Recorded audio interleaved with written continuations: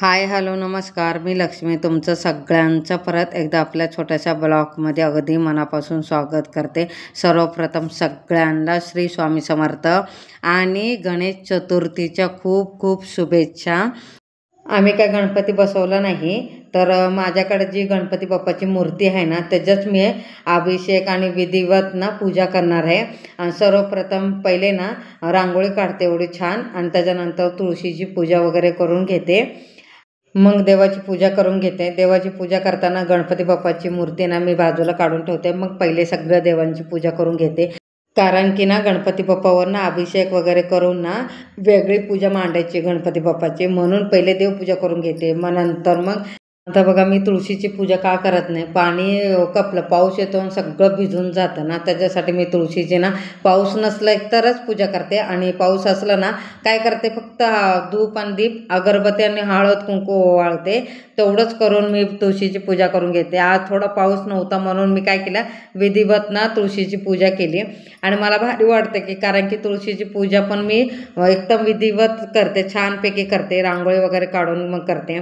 तुळशीची पूजा झाली, आता देवघरात आली, मी देवाची पूजा वगैरे करून घेते, दारापुढे रांगोळी वगैरे सगळं काढून घेते, तुपाचा वगैरे दिवा लावून धूप दीप अगरबत्ती ओवाळून घेते। त्याच्यानंतर मग गणपती बाप्पाची पूजा मांडते।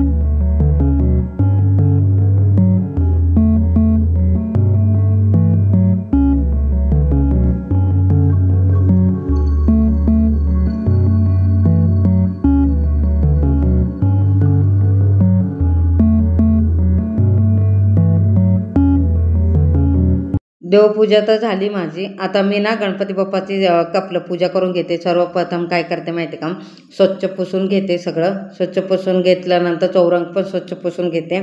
आणि चौरंग मांडायच्या आधी मी प्रत्येक वेळी तसंच करते, एक स्वस्तिक काढते, स्वस्तिकवर हळद कुंकू अक्षता वगैरे घालून घेते। त्याच्यानंतर चौरंग पाठ ठेवते, त्याच्या चारी भोवती ना रांगोळी काढून आणि सर्वप्रथम दिवा लावून घेते। इथं बघा रांगोळी वगैरे सगळं काढून घेतलं आणि दिवा लावून घेतला। आणि मी जेवढी पूजा मांडते ना, सगळ्या देवांचे ना वेगवेगळे वस्त्र आहेत माझे, आणि मी एक वस्त्र सगळ्या देवांना वापरत नाही, मी सगळे वेगवेगळे वस्त्र मांडते। आता मी गणपती बाप्पाचा अभिषेक करून घेते, त्याच्यामुळे छोटंसं चौरंग पाट आहे, त्याच्यावर ना एक तामण ठेवते, तामणावर गणपती बाप्पाची मूर्ती ठेवते आणि स्वच्छ धुवून घेते। त्याच्यानंतर पाण्याने पण स्वच्छ धुवून घेते, आणि त्याच्यानंतर मी दुधाने अभिषेक करते। आणि दुधाचे अभिषेक करताना गणपती अथर्वशीर्ष म्हणायचं, नाहीतर ओम गण गणपताय नमः या मंत्राचा जप करायचा। आणि मी काय करायला लागली, पहिले दुधाचा अभिषेक करून घेते, म्हणून ओम गण गण गणपताय नमः या मंत्राचा जप करून ना मी दुधाचा अभिषेक करून घेते। त्याच्यानंतर दुधाचा अभिषेक करून झाला की स्वच्छ ना गणपती बाप्पाची ना मूर्ती धुवून घेते। त्याच्यानंतर मग पाण्याचा अभिषेक करते। पाण्याचा अभिषेक करताना ना अथर्वशीर्ष म्हणून ना मी पाण्याचा अभिषेक करते, आणि हे अभिषेक केलेलं पाणी आहे ना मी माझ्या कार्तिकला प्यायला देते। गणपती बाप्पावर ना दुधाचा अभिषेक करून झाला, आता मी पाण्याचा अभिषेक करून घेते। हा व्हिडिओ ना थोडासा मोठा होईल, तर मला माफ करा। आणि हे बघा मी गणपती बाप्पावर अभिषेक करून घेते, आणि त्याच्यानंतर स्वच्छ ना पुसून घेते, आणि त्याच्यानंतर चौरंगावर थोडीशी तांदूळची रास टाकते, हळद कुंकू वाहून गणपती बाप्पाची मूर्ती ठेवते। आणि गणपती बाप्पाला पण हळद कुंकू अक्षदा आणि कपलं शेंदूर लावून घेते, माझ्याकडे शेंदूर आहे, जास्वंदाचे पण फुलं आणले मीने, आणि 2 वाहून घेते। त्याच्यानंतर 21 ना ध्रुव आहे ना त्याची पेंडी करून ठेवली आहे, त्याच्यात ते पण ठेवते। आणि गणपती बाप्पाला ना मी केळी फळ म्हणून, त्याच्यानंतर ड्रायफ्रूट वगैरे ठेवते। त्याच्यानंतर खोबरं आणि गूळ ह्याचं पण नैवेद्य दाखवायचं, मी ते पण दाखवायला लागली। त्याच्यानंतर इथं बघा दूध पण दाखवून घेते, पूजा मांडून घेते इकडे। आणि त्याच्यानंतर आता बघा मी संध्याकाळी त्याची पूजा करणार आहे। इथं पहिले मी खोबरं खाऊन घेते। खोबरं खाऊन झालं की, कारण की आज मी मोदक बनवणार आहे गणपती बाप्पावर, आणि स्वयंपाक पण करणार आहे मी आज सगळा। आणि इथं तर सर्वप्रथम इथं खोबरं खाऊन घेते बघा. खाऊन झाले माझं.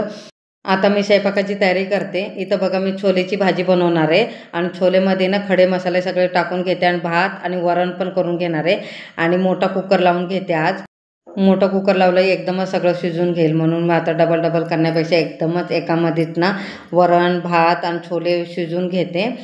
डाळीमध्ये शिजवताना तर 2 टमाटर कापून अख्खे 2 तुकडे टाकून घेते आणि 4 मिरच्या टाकून घेते आणि इथं कुकर लावून घेते. आज मी तांदळाच्या पिठीचं मोदक बनवणार आहे म्हणून मी काय केलं माहिती आहे का, माझ्याकडे ना रेशनिंगचे तांदूळ आहेत आणि ते दळायला टाकलेत. दळून झाले आणि मी खोबरं खिचलेले ते बाजूला ठेवले आणि इथं बघा माझं ना दळून झाले. थोडंसं दळले, मला मोदक पुरता तेवढं लागते. उरलं की मग काय भाकरी करता येईल तांदळाची. मोदकाचं सारण करून घेते आणि इथं बघा साधूक तूप टाकले थोडंसं 1 चमचा आणि त्याच्यानंतर बघा त्याचं खोबरं चांगलं परतून घेते. त्याच्यानंतर परतून झाल्यानंतर वरतून खिचून ठेवलेला गुळ ना तो पण टाकून त्याच्यात थोडीशी इलायची पावडर टाकते आणि ड्रायफ्रूट टाकून ना एकजीव करून ना घेते. त्याच्यानंतर मग झाकण लावून ठेवते. त्याच्यानंतर मी ना कांदा कापून घेते. छोले बनवायचे म्हणून ना 4-5 कांद्यात ना बारीक असं चिरून घेते. त्याच्या अगोदर बघा मी टमाटर, लसूण आणि ओलं खोबरं टाकून ना त्याचं ना पेस्ट करून घेतले आणि जास्त पातळ पण केलं नाही, पाणी नाही टाकलं, फक्त पेस्ट करून घेतले. आणि इथं बघा मी कांदा सगळं चिरून घेते बारीक. त्याच्यानंतर मोठे मोठे पण कापणार आहे कारण की मी भजी बनवणार आहे, कांदा भजी आणि छोले असं बनवणार आहे. त्याच्यानंतर काय करणार मी आता बारीक कांदा पहिले चिरून घेते भाजीसाठी, मग मोठा कांदा कापून घेते भजीसाठी. इथं बघा सगळं कांदा कापून घेते मी. खीर काय बनवणार नाही कारण की खीरच्या जागी ना मी आम्रखंड आणले आणि मोदक तर बनवणार आहे. 21 मोदक गणपती बाप्पाला दाखवायचे म्हणून 21 मोदक बनवणार आहे मी आणि ते पण तांदळाच्या पिठीचे मोदक बनवणार आहे. आणि दळून तर झाले, तुम्हाला दाखवलेच आहे. त्याच्या अगोदर मी बघा छोले करून घेते. त्याच्या अगोदर एक कढईमध्ये ना तेल टाकून ना जिरं टाकलं, तेजपत्ता टाकला आणि कांदा चांगला लाल होईपर्यंत परतून घेते. नंतर टमाटरची पेस्ट आहे ना ते टाकून घेते, त्याला पण चांगलं भाजून घेते आणि भाजून घेतलं सगळे मसाले टाकणार आहे. छोलेमध्ये जेवढे मसाला टाकेल तेवढे छान चव लागते. मला तर खूप आवडतं छोले, म्हणून तर मी प्रत्येक वेळी असं काय असलं ना मी छोलेच बनवते आणि कपला असंच बनवते, साधा सिंपल आहे. इथं बघा गरम मसाला टाकला, किचन किंग मसाला टाकला, गोडा मसाला टाकला आणि सगळ्यात महत्त्वाचं म्हणजे छोले मसाला टाकला, धना पावडर, हळद आणि लाल मसाला वगैरे टाकून ना चांगलं परतून घेतलं. आणि असं परतून ना चांगलं शिजत नाही, त्याच्यासाठी काय करायचं माहिती का, थोडंसं पाणीमध्ये शिजवायचं, पाणी टाकायचं, तेल येईपर्यंत ना शिजवायचं आणि त्याला मस्त भारी तेल सुटते. आणि इथं तेल सुटते तोपर्यंत मी इथं ना डाळीला फोडणी मारून घेते. डाळीला रोजच्या सारखं तेच फक्त एवढंच की ना मी लाल मिरच्या टाकणार आहे, कांदा टाकणार नाही. राई, जिरा, कढीपत्ता, लसूण आणि लाल मिरच्या टाकून ना फोडणी चांगली मारून घेते दम. त्याच्यानंतर आता इथं बघा माझी छोल्याचा ना मसाला सगळा चांगला शिजायला लागलाय आणि इथं सगळा छोला टाकून घेते आणि चांगलं परतून वरतून थोडंसं मीठ टाकून थोडं पाणी टाकून ना चांगलं बारीक गॅसवर चांगलं शिजून घेते. एकदम भारी म्हणजे होतं. आणि माझ्याकडं आज काय कोथिंबीर नाही आहे, बाजारात पण नाही गेली आणि कुठंच गेली नाही म्हणून माझ्याकडं ना कोथिंबीर नाही, म्हणून मी आज कशातच कोथिंबीर टाकलं नाही. आणि इथं बघा मी कणिक मळून घेते कारण की आज श्रीखंड आहे म्हटलं पुरी पण करून घेते आणि इथं कणिक मळून घेते. कणिक मळून बाजूला काढून ठेवते, मग भजीचं ना बॅटर बनवून घेते. आणि इथं बघा मी दळून ठेवले, माझ्याकडे मी 1 किलो ना बेसन पीठ दळून ठेवलं, त्याच्यात थोडंसंच राहिले, डब्यातच भरून ठेवते. आणि कपला त्याच्यात बेसन टाकलं आणि हळद टाकलं आणि मीठ आणि धना पावडर टाकून मिरच्या वगैरे टाकून थोडंसं पाणी टाकून ना मिक्स करून घेते. त्याच्या अगोदर ना छोले शिजले का बघते, पाणी आटलं का, पाणी आटलं तर नाही आहे ना त्याच्यावर परत झाकण लावून ठेवले. आणि इथं मी ना उडदाचे पापड ना तळून घेते. पापड आहे ना मी घरातच तयार केलेत आणि पापड तळून झाल्यानंतर इथं बघा मी भजी तळून घेते. भजी तळून झाल्यानंतर मोदकाची तयारी करते. आणि इथं बघा 2 वाट्या ना मी पाणी घेतलं, 1 वाटी आहे ना दूध घेतलं, त्याच्यात थोडंसं मीठ टाकून चांगलं उकळून घेतलं आणि त्याच्यानंतर 2 वाटी आहे ना पीठ टाकलं कपला तांदळाचं, चांगलं ना चमच्याने एकजीव करून घेतलं. एकजीव करून झाल्यानंतर त्याला झाकण लावून ठेवून देते 10 मिनटासाठी. आणि तोपर्यंत ते 10 मिनटं होतं तोपर्यंत मी इथं देवपूजा वगैरे करून घेते. आणि आज दारापुढे दिवा लावून घेते आणि तेलाचा लावला, तुपाचा लावला नाही, मी तेलाचा लावला. आणि इथं बघा उंबऱ्याची पूजा वगैरे करून घेते. देवाची वगैरे पूजा करून घेते, तिथं पण धूप दीप अगरबत्ती ओवाळून घेते, मग गणपती बाप्पाची पूजा करून घेते. आणि गणपती बाप्पाला सर्वप्रथम तुपाचा दिवा लावून धूप दीप अगरबत्ती ओवाळून घेते. अगरबत्ती ओवाळून झाल्यानंतर कप धुपाचं पण त्याच्यात 2 कापूर वड्या टाकून कपलं ओवाळून घेते. त्याच्यानंतर मग आरती करून घेते. आरती ना सुखहर्ता दुःखहर्ता म्हणून घेते. आणि आता मी आरती तर एकटीच करणार आहे, कारण की ना कार्तिक आणि कार्तिकचे पप्पा आहे ना मंडळाचा गणपती बसवायला गेलेत. आमचं मंडळाचा गणपती आहे आणि कार्तिकला आणि कार्तिकच्या पप्पाला यायला किती वेळ आहे मला माहीत नाही, म्हणून मी सगळं पूजा वगैरे करून घेते. आणि इथं बघा माझी गणपती बाप्पाची आरती पण झाली, देवपूजा पण झाली. कशी वाटते माझे गणपती बाप्पा ते बघा, आणि किती सुंदर आहे. आज सागर संगीत सारखं मी आज पूजा केली. माझ्याकडून जेवढी होती तेवढी आज गणपती बाप्पाची पूजा केली आहे. कप धूप आहे ना तो लावलाय ना, त्याच्या 2 कापराच्या वड्या आहेत ना ते विजेपर्यंत ओपन ठेवले. विजल्यानंतर बघा झाकण लावून ठेवलं तर किती चांगला धूर येतोय आणि किती छान आणि प्रसन्न वाटते. आणि इथं बघा मी तांदळाची पिठी आहे ना मळून घेते, चांगलं एकजीव करून घेते. आणि स्वयंपाक तर सगळा झालाय माझा, फक्त पुऱ्या आहेत ना ते राहिलेत करायचा. आणि इथं बघा मोदकची तयारी करून घेते आणि चांगले एकजीव करून घेते चांगलं. त्याच्यानंतर बघा मी हाताने करून घेते. तसं तर मला लेट झाले, 8 साडेआठ वाजलेत. संध्याकाळचे 4 वाजल्यापासून मी स्वयंपाक करते. अजून माझा स्वयंपाकच होता आणि आज भरपूर करायचं म्हणून माझा वेळ होता. आणि कसं चांगलं काय करायचं असलं तर मी असं पटापट करत नाही, दमाने छानपैकी करते. कारण की ते पण खायला पण प्रसन्न व्हायला पाहिजे आणि छान वाटायला पाहिजे, म्हणून छान दमाने करते मी. आणि इथं बघा मी मोदक करून घेते. आणि ते बरं झालं की मी 4 वाजल्यापासून मी स्वयंपाक करायला लागले, नाहीतर मग अजूनच लेट झाले.